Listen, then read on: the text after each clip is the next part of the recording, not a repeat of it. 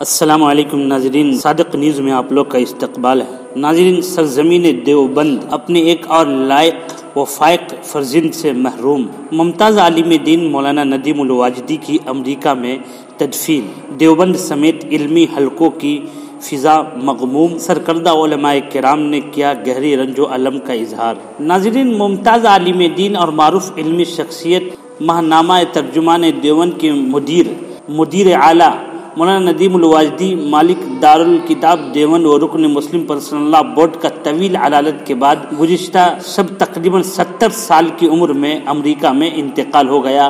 انا للہ و انا الیہ راجعون۔ مرحوم مولانا واجدی پچھلے کچھ ایام سے امریکہ میں اپنے فرزند و ممتاز عالم دین مولانا ڈاکٹر یاسر ندیم الواجدی کے پاس مقیم تھے، جہاں ایک ہفتہ قبل شکاگو کے ایک اسپتال میں ان کی اوپن ہارٹ سرجری ہوئی، جس کے بعد سے مولانا کی طبیعت میں قابل قدر بہتری نہیں آئی۔ اسی دوران 14 اکتوبر پیر کی شب بعد نماز عشاء ہندوستانی وقت کے مطابق مولانا ندیم الواجدی دنیا کو الوداع کہہ کر رب حقیقی کی جانب لوٹ گئے۔ ان کے انتقال کی خبر سے شہر دیوبند کی فضا مغموم ہو گئی۔ نامور علماء کرام اور سماجی و سیاسی رہنما نے، ساتھ عوام الناس نے بھی مولانا مرحوم کے انتقال پر نہایت رنج و الم کا اظہار کرتے ہوئے مولانا واجدی کے انتقال کو دیوبند کا عظیم علمی خسارہ قرار دیتے ہوئے کہا کہ آج سرزمین دیوبند اپنے ایک اور لائق و فائق فرزند سے محروم ہو گئے۔ انتہائی نفیس شخصیت کے مالک مرحوم مولانا ندیم الواجدی خالص علمی شخصیت تھے۔ وہ نہ صرف درجنوں کتابوں کے مصنف تھے بلکہ دیوبندی فکر کے بہترین ترجمان بھی تھے۔ مہد عائشہ صدیقہ قاسم البنات دیوبند اور دارالکتاب دیوبند مولانا مرحوم کے علمی ذوق کا نمونہ ہے۔ مولانا ندیم الواجدی 23 جولائی 195 کو دیوبند میں پیدا ہوئے۔ ان کا اصل نام واصف حسین تھا، جو شیخ الاسلام حضرت حسین احمد مدنی نے تجویز کیا تھا، لیکن آپ ندیم الواجدی کے نام سے معروف تھے۔ مرحوم کا تعلق ایک علمی خاندان سے تھا۔ ان کے والد مولانا واجد حسین دیوبندی اور دادا مولانا احمد حسن دیوبندی بھی بڑے علماء میں شمار ہوتے تھے۔ مولانا ندیم الواجدی نے ابتدائی تعلیم دیوبند میں حاصل کی اور قرآن پاک حفظ کرنے کے بعد دارالعلوم دیوبند سے 1974 میں فراغت حاصل کی۔ مولانا ندیم الواجدی نے علمی میدان میں بہت سی خدمات انجام دی، وہیں ایک محقق، مصنف اور مدرس ہونے کے ساتھ ساتھ دارالعلوم دیوبند کے شعبۂ تصنیف و تالیف کے نگراں بھی رہ چکے ہیں۔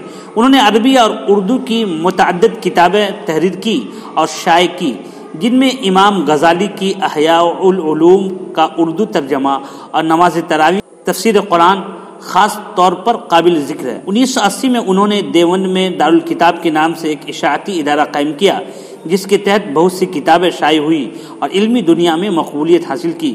2001 میں مولانا ندیم الواجدی نے دیوبند میں مہد عائشہ الصدیقہ للبنات کے نام سے پہلا رہائشی مدرسہ برائے خواتین قائم کیا، جو کامیابی سے کام کر رہا ہے۔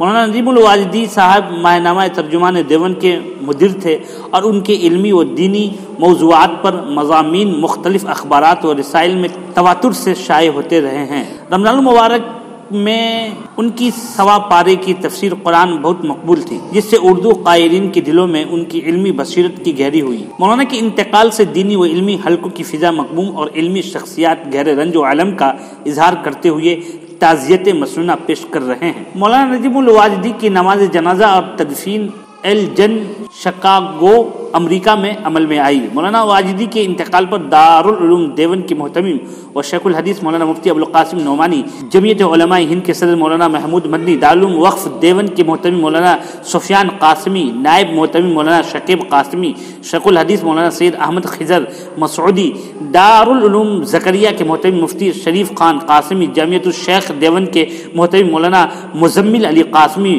مسلم فنڈ دیوبند کے منیجر سہیل صدیقی، نائب منیجر سید آصف حسین، عیدگاہ کمیٹی کے سیکریٹری محمد انس صدیقی، استاد حدیث مولانا سلمان بجنوری، عالم شہرت یافتہ شاعر ڈاکٹر نواز دیوبندی، جامعہ طیبہ کے سیکریٹری ڈاکٹر انور سعید، ڈاکٹر اختر سعید، ڈاکٹر عبید اقبال عاصم، جامع مسجد سہارنپور کے منیجر مولانا فرید مظاہری، سابق رکن اسمبلی معاویہ علی، سابق چیئرمین انعام قریشی، جامعہ قاسمیہ دیوبند کے محتمم مولانا محمد ابراہیم قاسمی، سید وجاہت شاہ نجم عثمانی، ڈاکٹر ایس اے عزیز قادری، محمد یونس جامعہ عثمانیہ، جامعہ رحمت نگر کھگولی کے محترم مولانا ڈاکٹر عبد الملک مغیثی وغیرہ وغیرہ موجود تھے۔ دعا فرمائے حضرت کو اللہ تعالیٰ مغفرت فرمائے، جوار رحمت میں جگہ عطا فرمائے، آمین ثم آمین۔